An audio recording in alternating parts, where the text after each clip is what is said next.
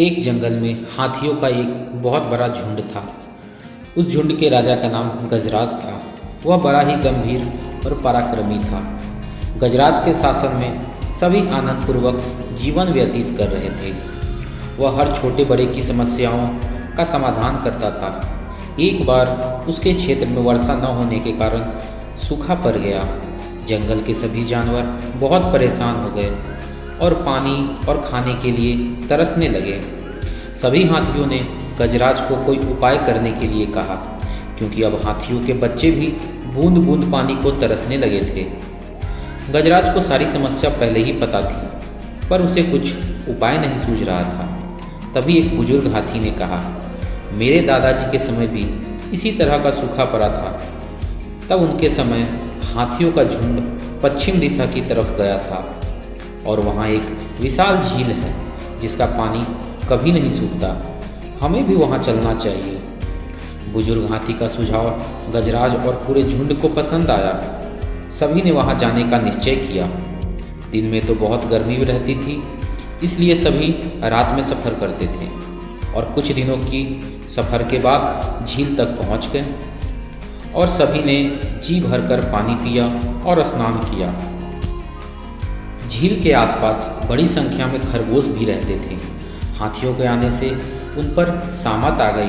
अब प्रतिदिन कुछ खरगोश हाथियों को पैरों के नीचे आ जाते थे और कुछ तो गंभीर रूप से घायल हो जाते थे, तो कुछ मर भी जाते थे। सभी खरगोश बहुत परेशान थे और उन्होंने आपातकालीन बैठक बुलाई। बैठक में तरह तरह के विचार रखे गए। किसी खरगोश ने इस स्थान को छोड़कर कहीं और जाने की सलाह दी, तो किसी ने हाथियों से बदला लेने की बात कही।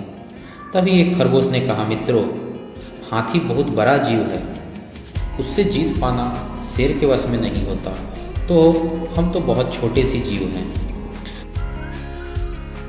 हमें अपनी अकल से काम लेना चाहिए, ना कि ताकत से। हमें होशियारी से काम लेकर हाथियों को यहाँ से भगाना पड़ेगा। इसके पश्चात उस खरगोश ने सभी को एक योजना बतलाई। सभी खरगोशों को उसकी योजना पसंद आई और उस पर अमल करने का निश्चय किया गया। योजना के तहत छोटू नाम के खरगोश को योजना का मुख्य किरदार चुन गया, क्योंकि छोटू खरगोश बहुत होशियार और बातें बनाने में बहुत माहिर था। सभी खरगोशों ने मिलकर छोटू को अपना दूत बनाया और हाथियों के पास भेजा। छोटू खरगोश एक ऊंचे टीले पर जाकर बैठ गया।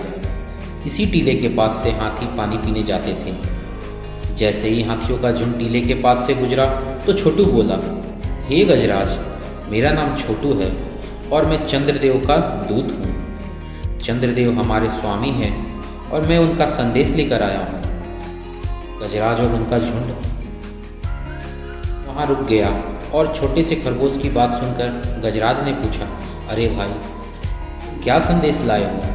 छोटू खरगोश बोला, आपका झुंड इस तालाब के पास आकर रहने लगा है, जिसके कारण यहाँ रहने वाले कई खरगोशों की हाथियों के पैरों के नीचे आने से मौत हो गई या फिर वो घायल हो गए हैं। यह सब देखकर हमारे आराध्य चंद्रदेव बहुत नाराज हैं और अगर हाथियों का झुंड इस स्थान को छोड़कर नहीं गया तो वो आपको श्राप दे देंगे। गजराज को छोटू खरगोश की बातें पर यकीन नहीं हुआ और छोटू से पूछा, चंद्रदेव कहाँ हैं? मैं भी उनके दर्शन करना चाहता हूँ। छोटू बोला, आज चंद्रदेव स्वयं यहाँ आए हैं। अगर आप उनके दर्शन करना चाहते हैं तो मेरे साथ आइए। वह रात पूर्णिमा की रात थी और तालाब में चंद्रमा का प्रतिबिंब इस तरह दिखलाई दे रहा था मानो साक्षात चंद्रदेव विराजमान हो। चंद्रदेव को देखकर गजराज बुरी तरह घबरा गया और गजराज की हालत देखकर छोटू बोला, गजराज, अब तो आपको यकीन हो गया और आपको कोई संदेह हो तो चंद्रदेव आपके सामने हैं, उन्हीं से पूछ लो। गजराज ने चंद्रदेव को प्रणाम करने के लिए जैसे सूर्य पंचद्रमा के प्रतिबिंब के पास ले गया, वैसे ही सूर्य की हवा से प्रतिबिंब हिलने लगा। इसे देख गजराज घबरा गया और पीछे हट गया। उसे उचित मौका मानकर छोटू खरगोश बोला, देखिए गजराज, चंद्रदेव कितने नाराज हैं, वो आपका प्रणाम भी स्वीकार नहीं कर रहे हैं। भला इसी में है कि आप जल्द से जल्द अपने झुंड के साथ इस स्थान को छोड़कर कहीं और चले जाएं, नहीं तो चंद्रदेव के क्रोध और श्राप से आपको कोई नहीं बचा सकता। छोटू की बातें सुनकर और भय के कारण गजराज और उनका झुंड उस स्थान को छोड़कर चला गया। हाथियों के जाते ही खरगोशों में खुशी की लहर दौड़ गई और चारों तरफ छोटू खरगोश की जय जयकार होने लगी। हाथियों के झुंड के जाने के कुछ दिनों बाद ही बारिश शुरू हो गई और जल संकट समाप्त हो गया। इस तरफ खरगोश और हाथी दोनों खुशी खुशी रहने लगे।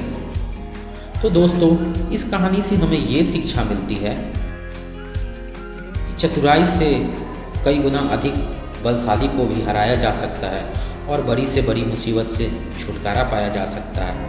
इसलिए कभी भी घबराना नहीं चाहिए। मुसीबत में अपनी अकल का इस्तेमाल करें।